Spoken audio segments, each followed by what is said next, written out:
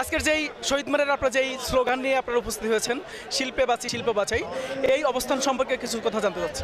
দেখেন, এইটা আমি নিজেও একজন ভিকটিম, আমি নিজেও সাফার করেছি যে এখন যে নতুন ট্রেন্ড শুরু করেছে প্রত্যেকে, মানে বিভিন্ন টিভি চ্যানেলে দেখা যাচ্ছে যে বাংলা সিরিয়াল, বাংলা নাটক বন্ধ করে বিদেশি সিরিয়ালগুলোর আমদানি হচ্ছে এবং সেগুলো কি ডাবিং করা হচ্ছে।